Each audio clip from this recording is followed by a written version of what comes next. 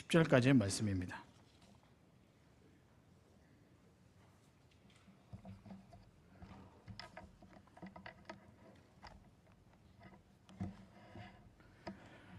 우리 찾으셨으면 마가복음 16장 6절은 함께 읽고요. 에베소서 2장 1절에서부터 10절까지는 교독하도록 하겠습니다. 우리 함께 읽겠습니다.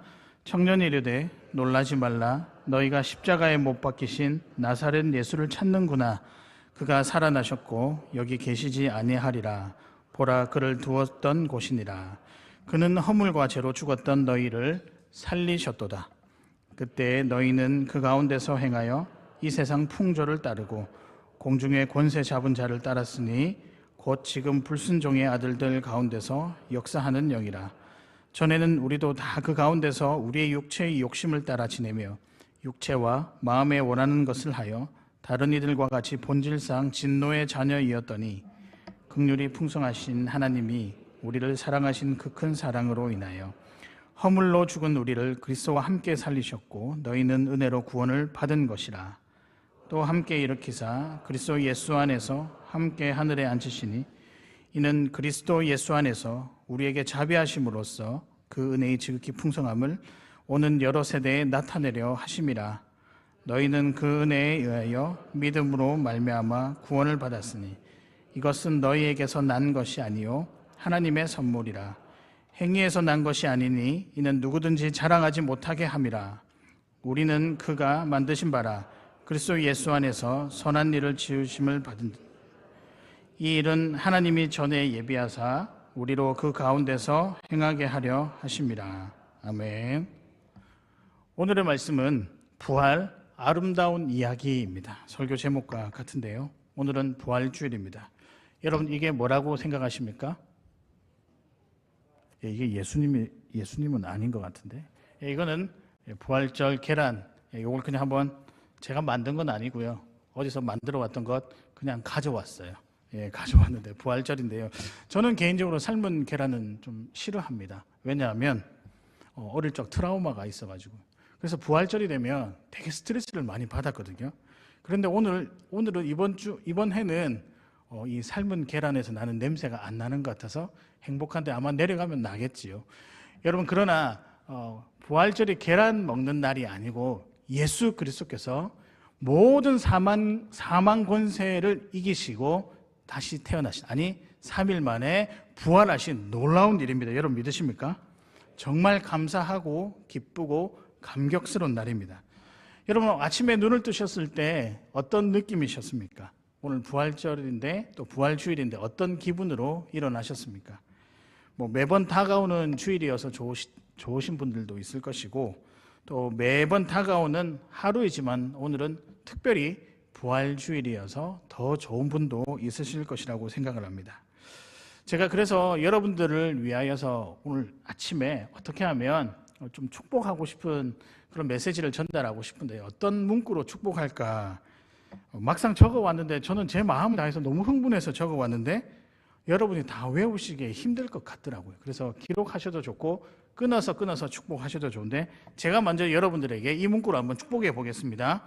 모든 것을 주도하시는 하나님의 강권적인 은혜로 오늘 하루 부활의 영광을 누리며 살아가시는 우리 주 예수님께 가장 귀한 성도님들이 되시기를 축복합니다. 아멘. 막상 적어놓고 보니 제가 참 이기적이다. 제 기분대로 적어놓고 여러분들을 전혀 배려하지 못할 정도의 길이를 제공을 한 것 같아요. 그래서 저와 여러분이 좀 끊어서 한번 연습을 한번 해보도록 하겠습니다. 한번 따라 하실까요? 모든 것을 주도하시는 하나님의 강권적인 은혜로 오늘 하루 부활의 영광을 누리며 살아가시는 우리 주 예수님께 가장 귀한 성도님들이 되시기를 바랍니다.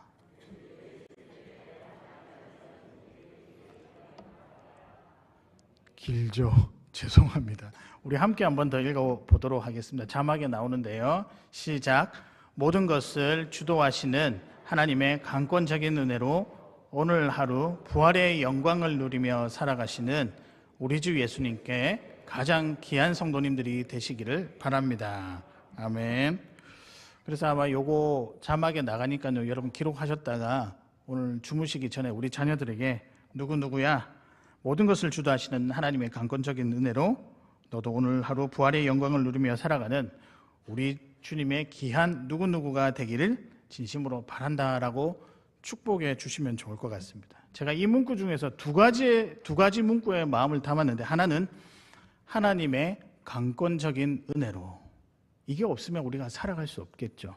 그 다음에 혹시나 제가 사심을 매우 듬뿍 담은 구절이 어느 문구라고 생각을 하십니까?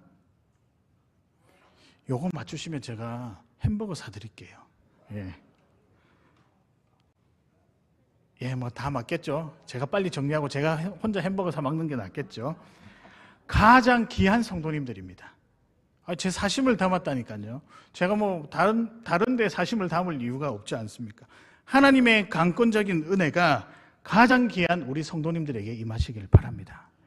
이게 제가 오늘 여러분들에게 축복해 드리고 싶은 문구입니다. 부활은 우리 신앙에 있어서 핵심 중에 핵심입니다. 주를 반대하는 세력도, 주를 믿는 세력도 이 부활은 전혀 예상하지 못한 실제 역사였고요. 하나님의 은혜이자 능력이었습니다. 그래서 부활은 다른 말로 능력이다라고 부를 수 있습니다. 부활은요, 악한 자들을 약하게 만들고요, 약한 자들을 강하게 만드는 특별한 능력이 부활입니다. 그리고 이것을 모든 믿는 자들은 승리하며 세상을 담대하게 살아나갈 수 있는 힘도 이 부활에서 시작된다는 것을 말씀은 가르치고 있습니다. 당시 사람들뿐만 아니라 지금 사람들도 여전히 부활을 믿지 못하는, 또 부활은 지어낸 이야기다라고 말하는 사람들이 많습니다. 아마 그들은 많은 것을 보고 또 경험하고 그리고 결론 내린 후에야 이것이 나의 지식이다, 지식을 쌓는 방법을 보고 경험하는 것으로 그 방법을 취한 사람들은 계속해서 이렇게 이야기하지만, 우리 같은 사람들, 즉 성도는 보지도 아니하고 경험하지도 못했지만 이 일이 다른 일과 관련 없는, 나에게 관련 있는 너무 귀한 은혜라는 사실을 실제 이 부활을 여기고 살아가고 있습니다. 그것이 어떻게 가능할까요? 보지도 아니하고 경험하지도 아니하고 정말 그 현장에 있지도 않았는데 마치 현장에 있는 것처럼 정말 감격스러워하고 기뻐하는 이유는 바로 좀 전에 말씀드렸던 하나님의 강권적인 은혜로 가능하다는 것입니다. 여러분, 그렇기 때문에 부활은 믿음입니다. 믿으십니까? 부활은 은혜입니다. 또 믿으십니까? 그리고 부활은 능력입니다. 우리는요, 결코 스스로 깨달을 만한 능력이 하나도 없습니다. 뭐 있어 보이는 것 같지만 막상 뚜껑을 열어보면 할 줄 아는 것 별로 없습니다.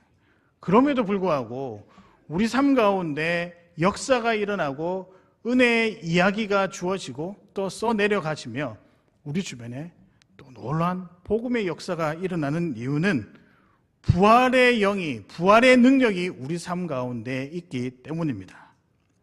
그래서 이 부활을, 실제 일어난 이 부활 역사를 믿는 것을 우리가 무엇이라고 부르느냐? 아름다운 이야기라고 부르고 있습니다. 여러분, 그래서 부활 이후의 모든 삶은 아름다운 이야기라고 할 수 있습니다. 특별히 우리 삶도 마찬가지입니다. 여러분의 삶도 아름다운 이야기입니다. 부활 이후에 살아가는 모든 삶의 흔적들, 삶의 스토리들, 이것을 성경에서는 아름다운 이야기라고 지칭을 하고 있습니다. 여러분, 그렇지 않습니까? 이게 부활 이후에 또 부활의 사건이 단순한 무용담도 아니고요, 부활 이후를 살았던 그 사람들도 어떤 자랑할 만한 그런 이야기들은 사실은 아니었습니다. 자기의 이야기가 아니라는 거죠. 부활 이후는 부활의 능력의 증거들이라고 할 수 있습니다. 베드로도 그랬고요, 12 제자들도 그랬고 사도 바울의 삶도 그러했습니다. 복음 들고 전하고 같이 경험하고 함께 울고 웃으며 부활의 삶을 살았습니다. 그 삶이 지금까지 이어져 오고 있습니다. 지금도 여전히 복음의 역사가 있고 회심의 역사가 있고 또 하나님을 알아가는 역사, 그 아름다운 이야기들이 진행되고 있습니다. 저는 제가 이 말씀을 준비하면서 이 아름다운 이야기가 다름 아니라 창원교회 성도님들의 이야기라고 저는 확신합니다. 믿으십니까? 여러분, 여러분들의 삶은 부활 이후를 살아가고 있는 아름다운 이야기들입니다. 믿으십니까? 우리가 이 사실에 확신을 가지고 마음을 다 두어야 할 것입니다. 여러분, 이 아름다운 이야기에 하나님은 여러분들을 초대하고 계시고 여러분들을 사용하고 계십니다. 그래서 함께 만들어 가시는 건데요.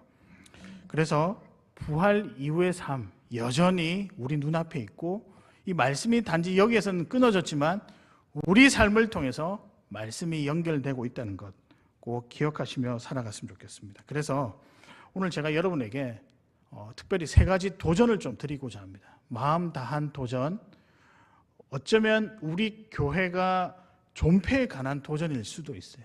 이 도전을 제가 여러분에게 좀 드리고자 합니다. 그럼 어떤 도전이냐? 어떻게 하면 이 부활 이후의 아름다운 이야기, 이 아름다운 이야기를 우리가 만들어 갈 수 있을까? 이 질문입니다. 제가 여러분에게 드린 질문은 어떻게 하면 아름다운 복음의 이야기를 만들어 갈 수 있을까? 이 아름다운 이 은혜의 역사를 만들어 갈 수 있을까?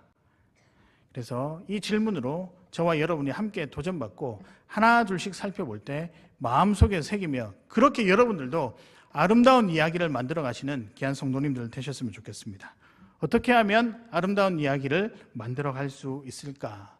첫 번째입니다. 사람 이야기를 준비하라입니다. 무슨 이야기라고요? 사람 이야기.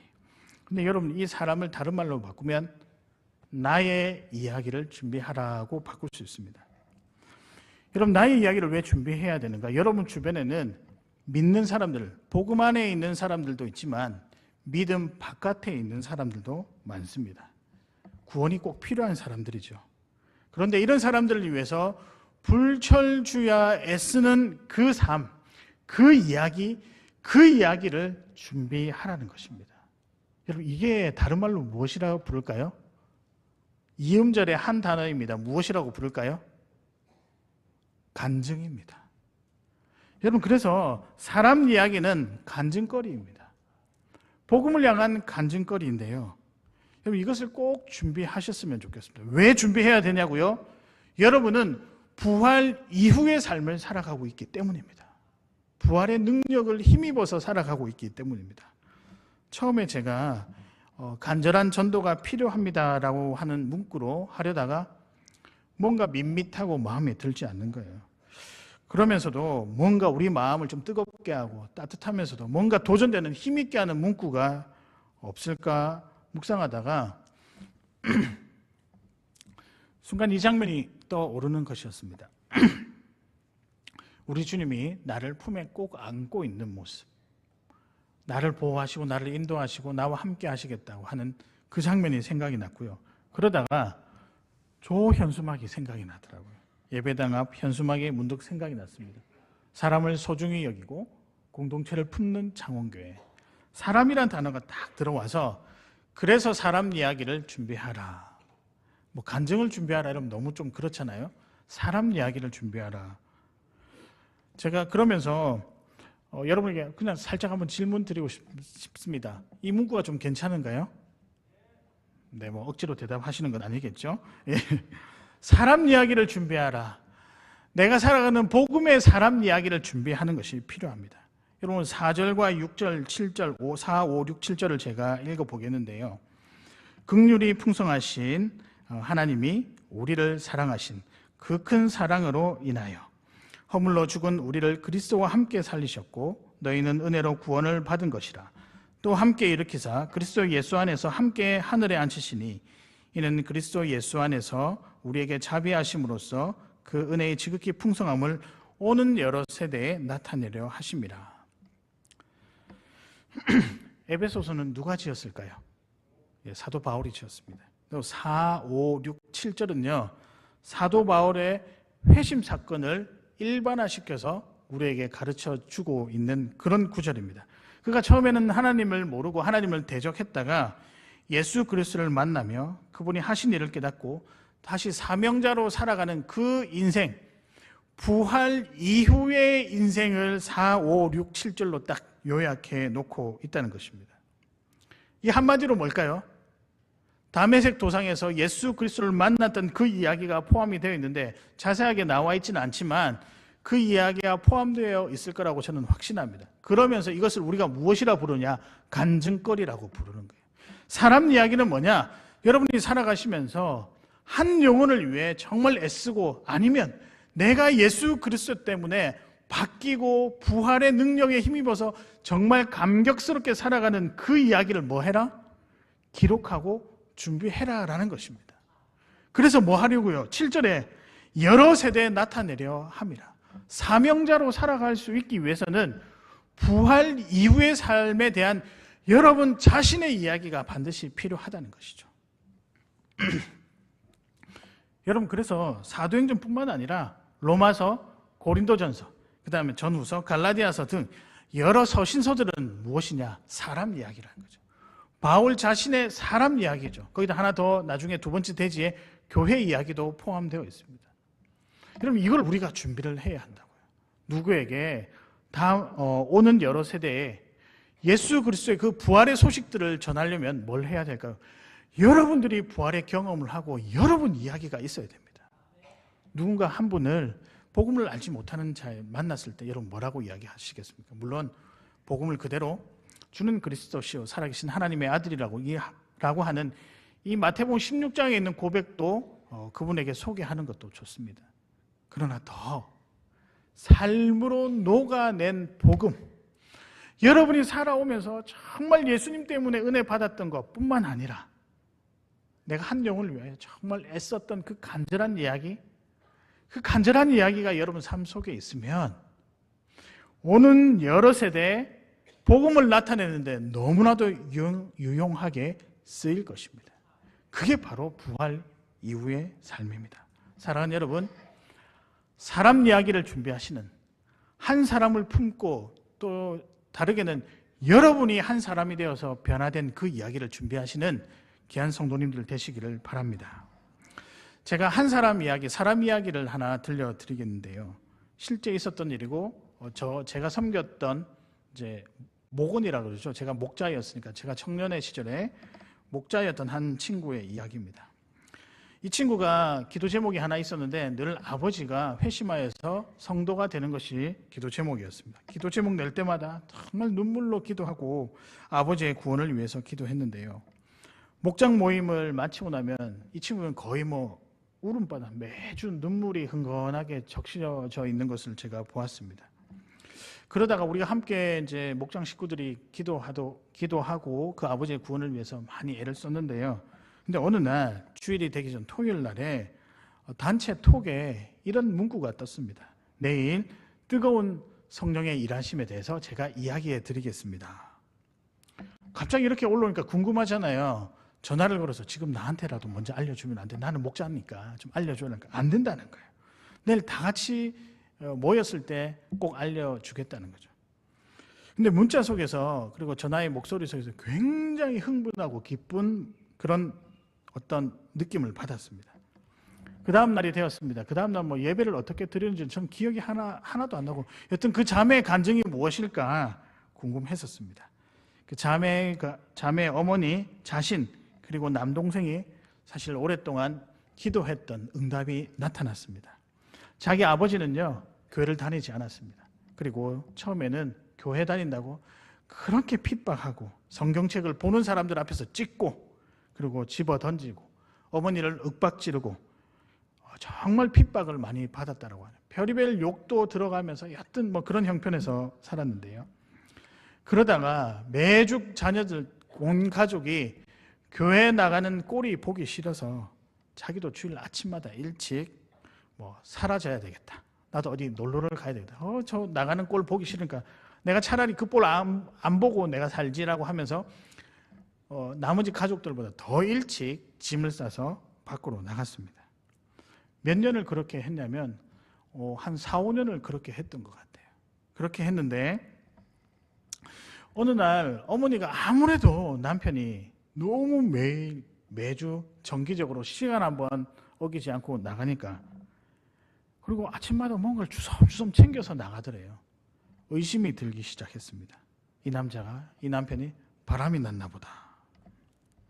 그래서 어느 날 나를 잡고 도대체 이 사람이 어디로 가는지 한번 미행을 해보자.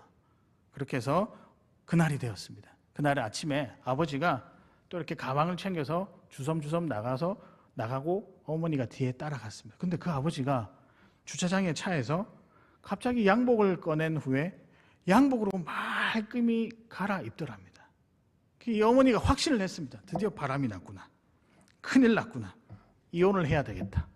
그래 어머니는 하루 종일 기도하면서 울며 불며 이제 하나님께 이제 원망을 했겠죠. 왜 그렇게 되었는지. 자녀들한테 이 소식을 전하니까 자녀들도 계속 울고 어떻게 우리 가정이 이제 깨지게 되었다고. 이제 이 어머니가 사생결단을 하고자 아버지가 오는 시간만을 기다렸습니다. 두두두둥 아버지가 이제 왔습니다. 아버지가 오자마자 소리를 지르고 이혼하자고 이제 깨어지자고 그렇게 이야기를 했는데 이 아버지가 아무 말씀을 안 하신 거예요. 그런 자녀들도 아버지 도대체 왜 그러시냐고 우리 가정이 뭐가 부족해서 그러면서 막 이렇게 좀 경상도 말로 닥달을 하니 아무 말씀 없으시더라고요. 그리고 그 조금 시간이 지나고 난 이후에 아버지가 좀 진정을 시키고 들어보라고. 내가 이혼할 마음도 없고 너희들을 사랑하지 않는 마음도 없다. 그럼 도대체 어디 갔다 왔냐고. 양복을 말끔히 입고 어디 갔다 왔냐고.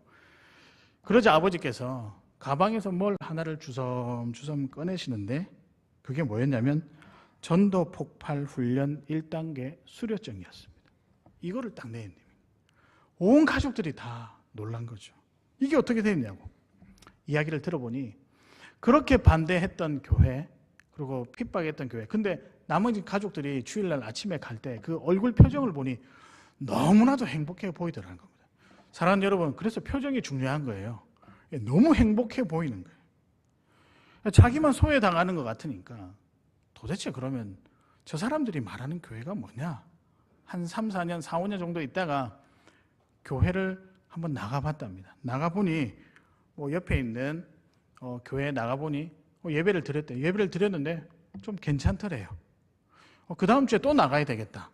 왜냐하면 이제 거기서 아마 목사님이 말씀을 시리즈로 하신 것 같아요. 그 다음 주에 말씀이 궁금해서 또 나가야 되겠다. 그 다음 주에 또 나가야 되겠다. 그리고 한 3번쯤 가니까요. 뭔가 마음에 이렇게 감격이 다가오더래요. 그리고 나서 또 나갔답니다. 열심히 나갔죠. 열심히 나갔는데 그러고 나니까 한 5주째 정도 되니까 예배를 드리고 찬양을 드리는데 그냥 눈물이 나오더랍니다. 그래서 또 나갔답니다. 교회에서 어느 순간 좀 오래 나가다 보니 학습을 받으래서 열심히 학습 공부를 하고 학습을 받았다고 합니다. 학습 다음에 뭐가 있죠? 세례. 그래서 교회에서 세례 신청하라 해서 자기 뭣도 모르고 신청해서 세례 교육을 열심히 받았습니다. 세례 날이 됐는데 가족들이 와서 축하를 주는데 자기는 감히 가족들 보고 오라고 말을 못 하잖아요. 그래서 자기 주변에 믿는 친구들한테 전화를 다 돌려서 우리 집사람한테는 절대 이야기하지 말고 너희가 좀 와라. 그래서 축하를 받았다고 합니다. 그리고 난 다음에 교회를 또 열심히 다녔는데 이제 훈련 받으라는 거예요. 그래서 이 사람이 이분께서 뭐라고 훈련 받았냐니까 폭발이라고 있는데 이게 뭐지? 생전 처음 들어보는. 그래서 전도 폭발이라고 해서 이게 뭔지 신기해서 들었는데 그 1단계 수료를 한 거예요. 그날 아내한테 들킨 겁니다. 여러분, 이 가족이 어땠을까요? 눈물로 콧물로 빼고 우리 아버지가 이런 3년 동안 교회를 그렇게 열심히 다녔답니다. 전도 폭발 훈련도 받고요. 여러분, 그날 함께 모여서 가족 예배라는 것을 처음 드렸다고 합니다. 시작부터 마지막까지 눈물의 예배를 드렸습니다. 이 자매에게는 자기 이야기, 아름다운 복음의 이야기가 그에게 생긴 것입니다. 우리들한테 전해주고요. 여러분, 이 말들을, 이 이야기들을 다른 사람들에게 많이 전해주면서 도전을 많이 받았다는 이야기를 제가 들었습니다. 사랑하는 여러분, 사람 이야기가 여러분에게 필요합니다. 여러분들도 여러분 삶 가운데 경험했던 그 부활의 삶, 부활 이후에 여러분의 뜨거웠던 삶들에 대해서 하나씩 정리하시고 마음속에 간직하시고 언제든지 오는 여러 세대에 전할 만한 상황이 되면 이것을 전할 수 있도록 사람 이야기를 준비하신 여러분 되시기를 바랍니다. 제가 이 말씀을 전하면서 그런 분들이 생각이 났습니다. 아직까지 우리 가정에 복음의 역사가 일어나지 아니한 분들 괜찮습니다. 지금부터 아름다운 이야기, 여러분의 이야기가 분명히 기록되고 있을 것입니다. 과정입니다. 힘을 내시고 여러분 낙담하지 마시고 끝까지 한 가정의 구원을 위해서, 한 영혼의 구원을 위해서 붙들고 살아가시는 우리 귀한 사랑 이야기를 남기는 성도님들 되시기를 주님의 이름으로 축복합니다. 두 번째입니다. 감격스러운 우리 이야기를 준비하라. 어떻게 준비하는 것이 복음 이후의 삶을 준비하는 것인가? 감격스러운 우리 이야기를 준비하라. 여러분, 우리라는 말을 다른 말로 표현하면 교회 공동체입니다. 교회입니다. 한 사람을 품는 이야기가 여러분 개인과 가정을 위한 도전이었다고 한다면 이제는 우리가 속한, 여러분들이 속한 이 교회, 그리고 이 작은 공동체, 구역이라고 이야기를 하죠. 그 교회를 향한 도전입니다. 사랑하는 여러분, 정말 우리 구역 가운데, 우리 교회 가운데 부활 이후의 아름다운 이야기가 많이 나타났으면 좋겠습니다. 여러분, 부활의 기쁨은요, 한 개인에게 그치는 것이 아닙니다.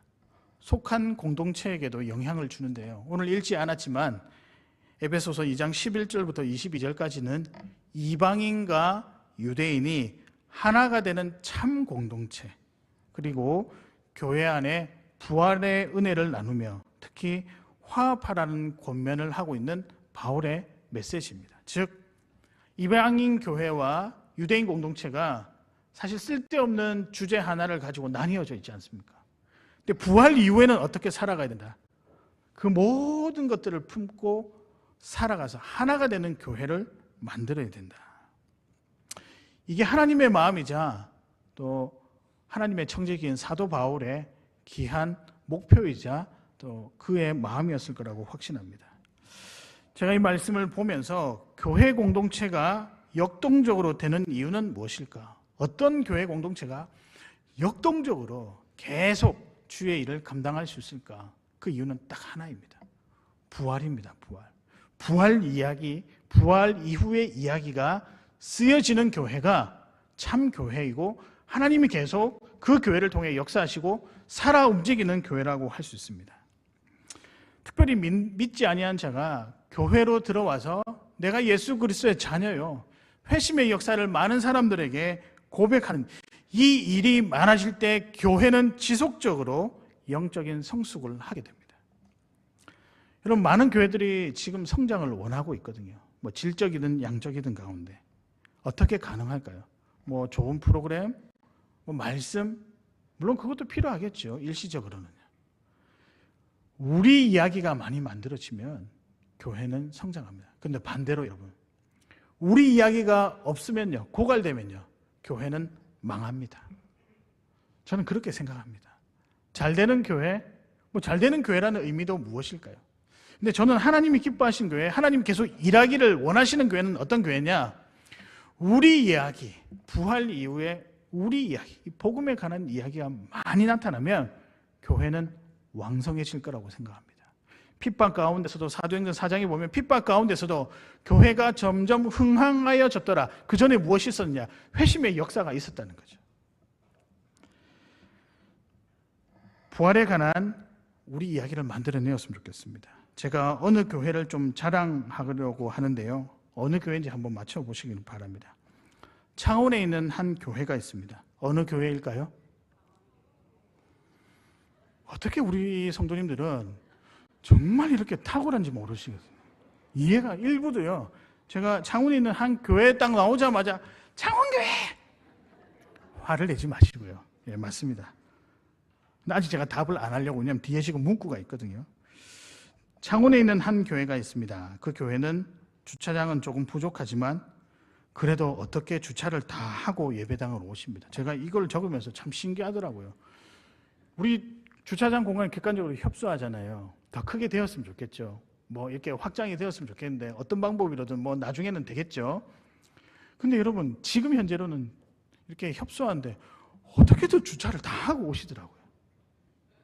그 방법 좀 알려주세요. 저도 좀 배우게. 아니, 골목골목마다 여러분들 여기서 오시고 어떻게 특별한 능력을 가지신 것 같아요. 그리고 이 교회는요, 아침 일찍부터 나와서 예배하고 오후 예배까지 참 뜨겁게 예배합니다. 그리고 그 교회는 찬양하는 것을 좋아하고요, 주일학교도 각 부서마다 참 재미나게 하는 것 같습니다. 어느 교회일까요? 예. 뭐 이게 부끄러운 건 아닌데 뭔가 조금 약간 그 다음에 그 교회는 밥이 엄청 맛있다고 합니다. 누가 그러더라고요. 목사님, 우리 교회가 복음의 맛이 많아야지 먹는 밥이 맛있다 좀 자랑하면 좀 민망하지 않나요? 근데 사실인 걸 어떻게 해요? 그래서 제가 그 다음 문구에 좀 넣어놨습니다. 그 교회는 참 뜨겁습니다. 그리고 그 교회가 여전히 복음의 아름다운 이야기를 지금도 준비하고 있습니다. 그리고 앞으로도 일어날 것이라고 성도님들이 확신하며 나가고 있습니다. 그리고 하나님도 그 교회를 사용하시겠다라고 약속하셨습니다. 그 교회는 어디일까요?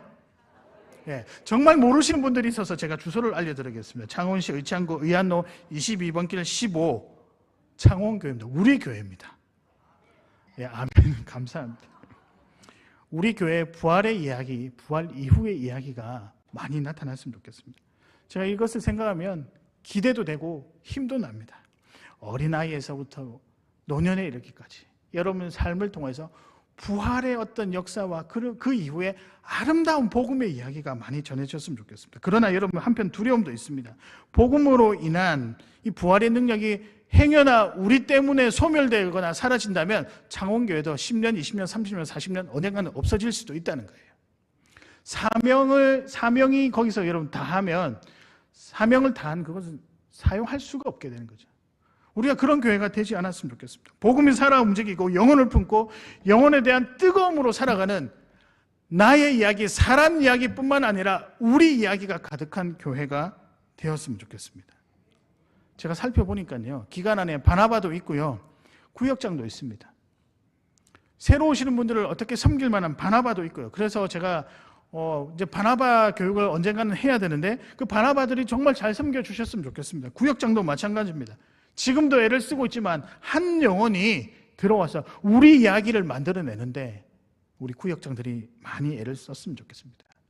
이렇게 이야기하니까 많이 부담되시죠? 저는 앞으로 우리 교회 모든 사역은 구역장 중심으로 하려고 합니다. 귀한 직분도 좋고 여러 가지 달란트 가지신 분들도 좋지만 저는 구역장을 통해서 우리 이야기를 써내 갈 수 있는 역사가 이루어지는 이것에 초점을 맞추었으면 또 맞추려고 그렇게 기도하고 있고 또 저도 고민하고 있습니다. 제가 요즘 구역을 위해서 기도하고 있는 제목이 한 가지인데요. 이겁니다. 구역 안에 VIP가 있도록 해주세요. 여러분 이 한 가정이 VIP가 딱 들어오는 순간요 구역이 완전히 바뀝니다. 제가 그거를 경험을 많이 했어요.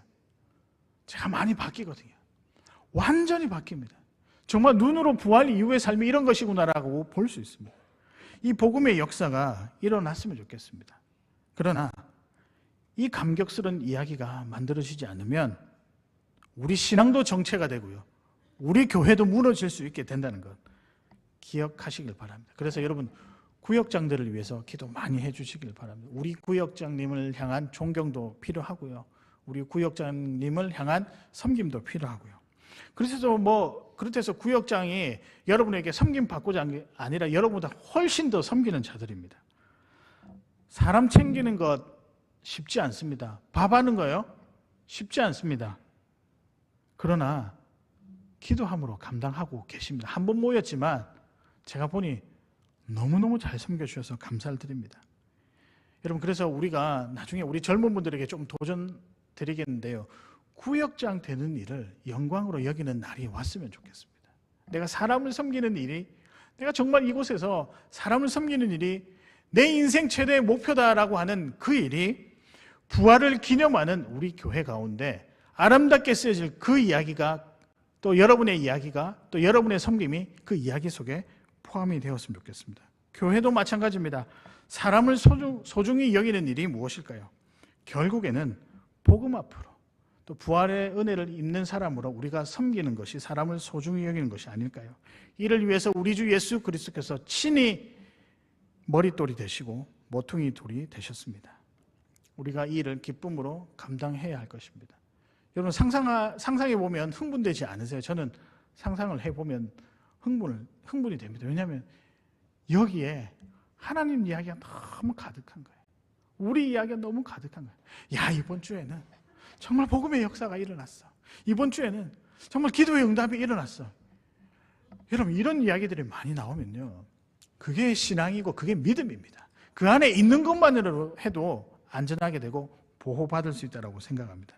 사랑하는 여러분, 우리 이야기를 준비하시는, 감격스러운 우리 이야기를 준비하시는 귀한 성도님들 되시기를 바랍니다. 마지막입니다. 마지막 메시지는 무엇일까요? 어떻게 하면 우리 이렇게 우리 이야기를 잘 준비할 수 있을까? 마지막은 성령의 도우심을 구하는 기도로 준비하라. 기도입니다. 기도.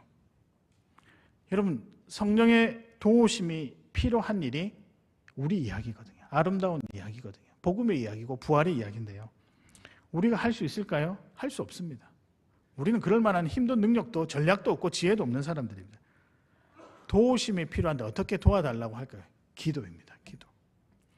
기도를 통해 성령의 도움을 받기를 소망합니다.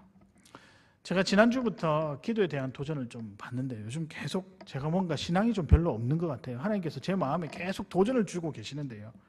지난주 헌신 찬송이 전능하신 나의 주 하나님은 누가복음 5장에 나오는 내용이었습니다. 누가복음 5장 4절에 보면 말씀을 마치시고 시몬에게 이르시되 깊은 데로 가서 그물을 내려 고기를 잡으라. 5절입니다. 시몬이 대답하여 이르되 선생님이여 우리들이 밤이 새도록 수고하였으되 잡은 것이 없지만은 말씀에 의지하여 내가 그물을 내리이다. 여러분 이거 조금 잘 보셔야 되는 게요. 여기서 말씀에 의지하여 내가 그물을 내리이다. 주님께서 주신 말씀대로 내가 그물을 내리이다. 이 표현이 아니에요. 베드로가 어떤 사람일까요? 유능한 선원이었죠. 어부였죠. 그러니까 바다에 관해서 물고기 잡는 방법에 대해서는 예수님보다 훨씬 더 많이 아는 사람입니다.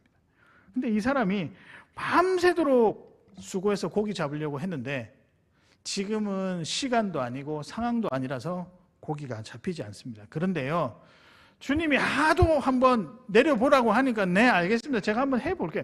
이런 약간 비아냥거리는 게 들어가 있습니다. 그래서 그물을 내렸습니다. 어떤 일이 벌어졌을까요? 모나미 볼펜이 나오는 거죠. 154마리의 3마리의 물고기가 잡힌 거죠. 밤이 새도록 수고해도 고기 잡히지 않았는데 내가 약간 무시했던 그 말씀 그래도 의지해서 그물을 던져보니 정말 놀라운 일이 벌어졌다는 거죠. 근데 제가 이 구절을 계속 무엇으로 받아들이고 있냐면 계속해서 이 구절을 읽는데 기도해라, 기도해라, 기도하면 능력이 일어난다. 제가 평소에 기도가 많이 부족했던 것 같습니다. 근데 마가복음 9장 29절에 이르시되 기도 외에 다른 것으로는 이런 종류가 나갈 수 없느니라. 귀신을 쫓아내시면서 제자들에게 하신 말씀, 기도 외에는 다른 것이 없다. 부활의 능력이 무엇일까요? 이 부활의 능력이요. 부활 이후에 우리 삶의 가장 큰 변화는 기도의 능력이 나타난다는 것입니다. 그런 의미에서 기도는 회복이라고 할 수 있고 하나님의 은혜라고 할 수 있고 하나님의 계획이라고 할 수 있습니다. 어떤 문제 앞에서, 어떤 도전 앞에서, 어떤 선택 앞에서 우리는 무엇을 해야 할까요? 기도해야 합니다. 기도의 삶은 능력의 삶이요, 하나님이 원하시는 삶입니다. 기도하는 성도는요, 세상이 감당치 못할 성도입니다. 기도하는 성도는요, 세상이 감히 견딜 수도 없는 담대함을 가진 자들입니다. 예수 향기가 어디에서부터 시작될까요? 우리 삶의 예수 향기가 어디에서부터 시작될까요? 엎드려서 하는 기도로부터 시작된다는 것을 여러분 꼭 기억하시길 바랍니다. 제가 그래서 7가지 기도를 한번 정리를 해보았는데요. 저는 이렇게 기도하고 있습니다. 첫 번째는 하나님 주일 예배를 위해서 기도합니다. 두 번째는 우리 교회 자녀들을 위해서 기도합니다. 그리고 세 번째는 우리 어르신들을 위해서 기도합니다. 실버구역 즐거울 수 있도록. 네 번째는 교회 사역 전에 기도로 준비하는 교회가 되게 해 주시옵소서. 다섯 번째는 복음을 알지 못하는 가족들이 있습니다. 우리 하나님께서 기억하시고 은혜를 베풀어 주시옵소서. 그 다음에 여섯 번째는 우리 삶이 평안하도록 기도합니다. 일곱 번째는 우울함과 어려움 속에서 회복할 수 있도록, 그 뒤에다 더 붙이면 우리의 건강을 회복할 수 있도록 이렇게 기도를 하고 있습니다. 모든 기도에 성령의 도우심을 바라면서 간절히 기도하고 있습니다. 여러분, 이 기도 응답, 이렇게 기도할 때 기도 응답이 되잖아요. 이 기도 응답이 무엇이냐? 이게 바로 아름다운 이야기입니다. 복음의 이야기입니다. 이게 우리의 역사가 되는 것이고 하나님 나라의 역사가 되는 것입니다. 여러분 주변에 복을 많이 받는 자들을 한번 보십시오. 뭐 하는 자들일까요? 기도를 통해 하나님 나라 이야기를 많이 만들어내는 자들입니다. 저는 그래서 여러분들이 기도를 많이 해주셨으면 좋겠습니다. 우리 자녀들의 삶뿐만 아니라 우리 교회 삶, 여러분의 삶, 신앙의 삶을 위해서도 기도해 주시지만 실버 구역을 위해서도, 예배를 위해서도, 여러 성도님들이 또 섬기는 구역장을 위해서도, 여튼 여러분이 섬기고 있는 기간을 위해서도 기도를 많이 해 주셨으면 좋겠습니다. 저는 여러분들을 위해서 기도할 테니까 여러분들은 또 여러분들의 주변에 있는 성도들을 위해서 기도해 주시길 바랍니다. 이런 기도의 응답들이 하나둘씩 모여서 무엇이 나타날까요? 하나님 역사의 이야기가 나타난다는 거죠. 사랑하는 여러분, 우리를 통해 하나님의 역사가 만들어질 수 있습니다. 이 일에 우리 다 같이 동참했으면 좋겠습니다. 특별히 제가 여러분 기도 제목을 들을 때 이 기도를 꼭 같이 해주셨으면 좋겠습니다. 우리 가정, 우리 교회 가운데 아직까지 복음을 알지 못하는 가정이 분명히 있을 것입니다. 아내요, 남편이요, 자녀들 가운데. 여러분, 그러면 이 시간에 여러분 기도하실 때 한 번 더 힘을 보태서 한 10초, 20초만 더 투자해서 하나님, 이 가정 가운데 복음의 역사가 일어나게 해 주시옵소서. 이것이 우리의 이야기가 되게 해 주시옵소서라고 기도하며 나갔으면 좋겠습니다. 그 기도의 응답이 부활의 삶입니다. 믿으십니까? 그런 부활의 삶을 살아가시는 우리 귀한 창원교회 성도님들 되시기를 바랍니다. 말씀을 정리하겠습니다. 오늘의 말씀은 부활, 아름다운 이야기. 성도는 어떤 삶을 준비해야 하는가? 우리가 준비해야 할 아름다운 이야기는 무엇인가? 첫 번째는 사람 이야기를 준비하라. 두 번째는 감격스러운 우리 이야기를 준비하라. 마지막은 이 일을 위해서 성령의 도우심을 구하는 기도로 준비하라. 알 수 없는 세상을 살아가고 있습니다. 그리고 때로는 허무한 세상을 살아가고 있습니다.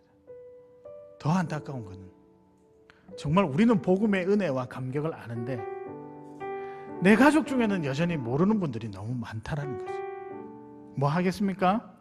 괜찮습니다. 기도로 이야기를 하나씩 준비해 가셨으면 좋겠습니다. 제가 오늘 이 찬양을 부르면서 여러분 함께 중보했으면 좋겠는데, 특별히 마음을 담아 찬양하실 때 여러분 가정 가운데 정말 기도가 필요한 가정, 특별히 복음을 알지 못하는 내 형제 자매와 내 부모님과 내 자녀들이 있다라고 한다면 오늘 하나님 아버지 기적의 역사가 시작되기를 진심으로 바랍니다. 여러분의 기도를 통해서 그 한 걸음이 시작되기를 진심으로 바랍니다. 그 마음으로 우리 그 사랑 얼마나 찬양하며 나가도록 하겠습니다.